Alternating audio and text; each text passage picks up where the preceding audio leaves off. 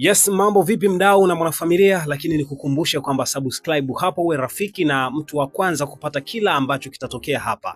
Nikwambie tu hapa utapata madini yote ya taarifa mpya za kiusajili, taarifa mpya ambazo zinaendelea kule AFCON, lakini utapata nafasi pia kushuhudia michezo live kutokea AFCON hapa kupitia channel yako pendwa ambayo unaitazama muda huu hapa. Na kukumbusha hicho cha msingi sana, kwa sababu ukifanya hivyo utakuwa na nafasi kubwa ya kila notification kukufikia. Subscribe, bonyeza hicho kitufe cha kengele, zile taarifa zote wewe utakuwa wa kwanza kuzinasa. Bana, taarifa kutoka pale mitaa ya Jangwani yalipo maskani ya Young Africans ni kwamba wameshtua kwamba pale jioni watakuwa tayari kutangaza mchezaji mwingine, na kumbuka kwenye dirisha hili dogo la usajili tayari wamemtangaza Emmanuel Mwanengu kutokea Tabora United ama TRA United, na sasa ni zamu ya nani ambaye atafuata. Wametupa kodi, ukiangalia ukipita kwenye mitandao mbalimbali ya kijamii wametupa kodi kidogo.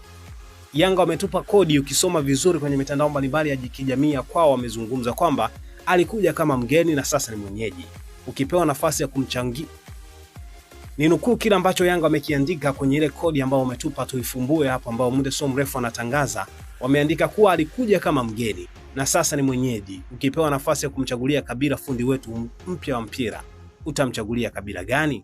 Ni moja ya kile ambacho umekiandika Young Africans. Je, unafikiri ni nani anatua pale? Yapo majina ya watu wengi sana, lakini fundi wa boli ambao anazungumziwa atakuwa nani? Ni swala la muda. Nitakuja kujuza hapa na kukumbusha tena, subscribe, like, lakini share kama unatamani rafiki yako pia aweze kuipata taarifa hii. Share kwa uzuri, halafu mambo mengine mazuri yanafuata. Salia hapo.